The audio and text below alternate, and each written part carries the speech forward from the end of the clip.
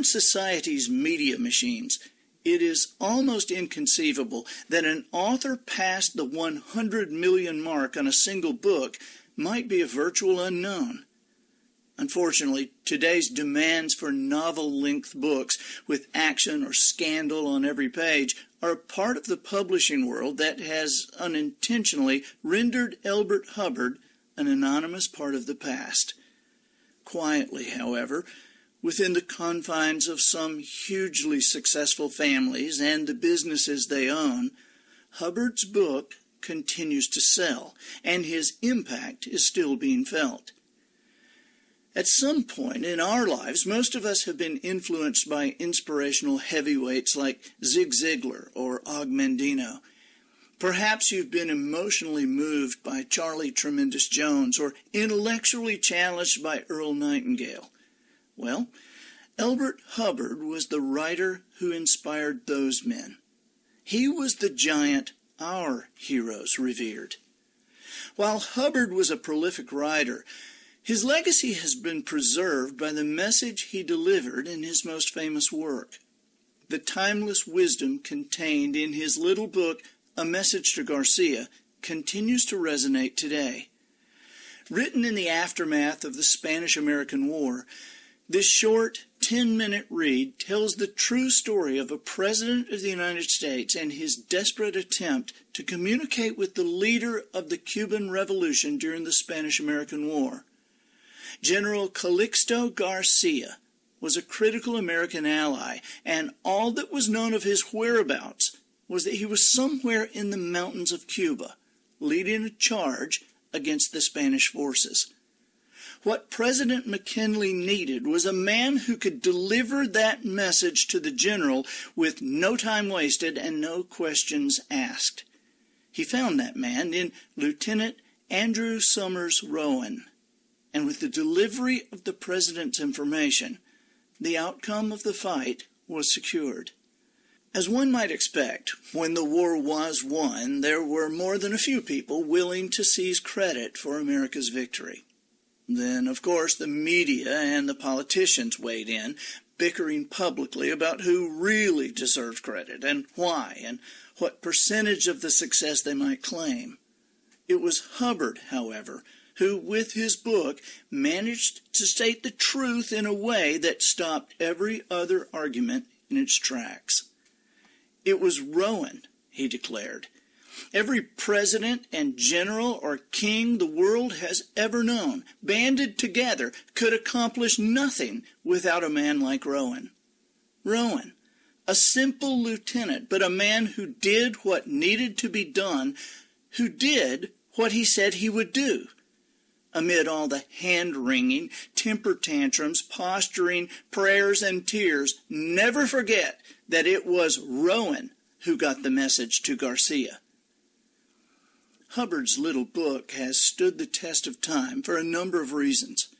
Chief among them, however, is the fact that we all recognize the incredible value of a person who will get a job done. A person who will act quickly and courageously when his or her name is called. Do you wonder what became of the 14 Hubbard volumes I was shown that day in the antique shop?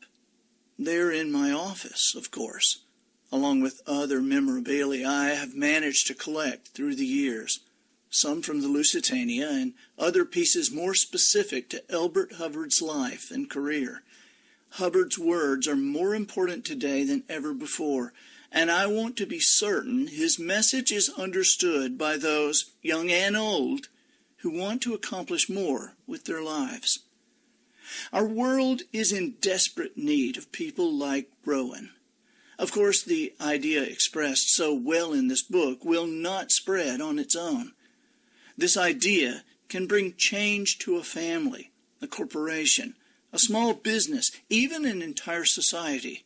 But it will require hundreds, perhaps thousands of people who are willing to deliver this message to their families and friends. Will you be one of them? A Message to Garcia, written by Elbert Hubbard, 1899. Adapted and performed by Andy Andrews, 2016. In all this Cuban business, there is one man who stands out on the horizon of my memory. When Cuba declared her independence from Spain and war broke out a mere 90 miles from American shores, it was critical that the United States communicate quickly with the Cuban leader. His name was Calixto Inenguez Garcia. Garcia was somewhere in the mountain jungles of Cuba, and no one knew where. No mail or telegraph could reach him. At that moment in time, it was imperative for President William McKinley to secure his cooperation, and quickly. Unfortunately, no one knew how to make that happen. Finally, someone said to the president, "There's a fellow by the name of Rowan who will find Garcia for you if anybody can." So Rowan was sent for and given President McKinley's letter to be delivered to Garcia. Now, much of what Rowan did next is a matter of record. However, I have no special desire to rehash what you already know. Yes, it is true that Rowan took possession of the letter, immediately sealed it up in an oilskin pouch, and strapped it over his heart. Yes, within 4 days he left an open boat off the coast of Cuba in the dark of night and swam to shore, disappearing into the jungle.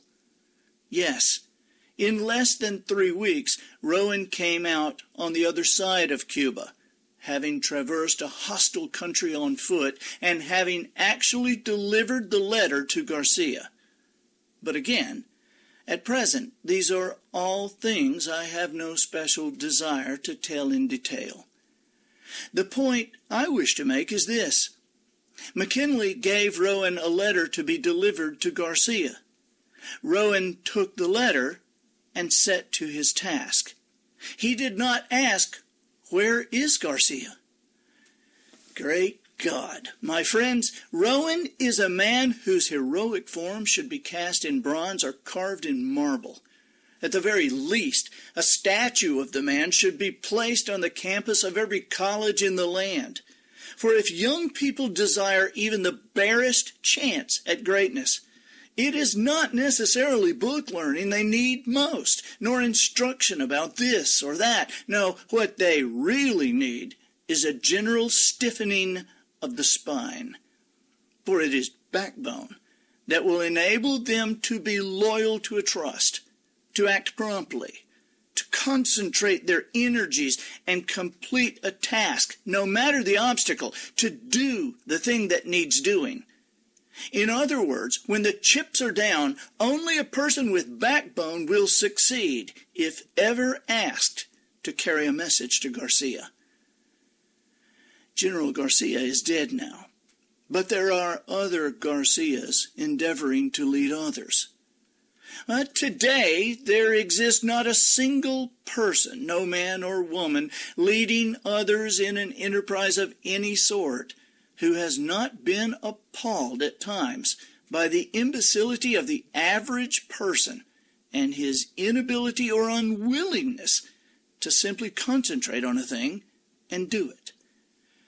No leader, great or otherwise, ever succeeds to a level approaching his potential without others to assist him. Today's leader, however, unless he manages to gain that assistance by threat, or force, or bribe, struggles along with uncaring assistance, foolish inattention, and miserable indifference, for it is half-hearted work that seems to be the rule. It seems to be the rule unless God in his goodness performs a miracle and sends an angel of light as an assistant, like Rowan. And so, listener, I issue a challenge. Put this matter to a test.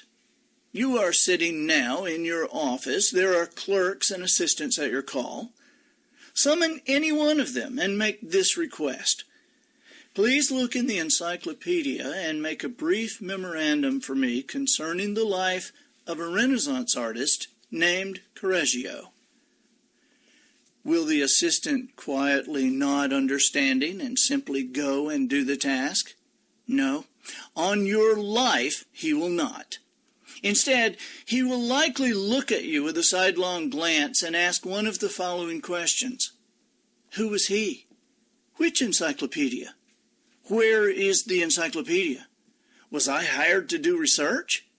Will any other Renaissance artist do? Why can't Charlie do it? This painter, Correggio, is he dead? Is there any hurry? Can I just bring you the encyclopedia and let you look it up yourself? Why do you want to know this anyway? At that point, I'll lay you 10 to 1 that after you have answered the questions, explained how to find the information, and why you want it, the assistant will still go and get one of the other assistants to help find Correggio or Garcia or whomever.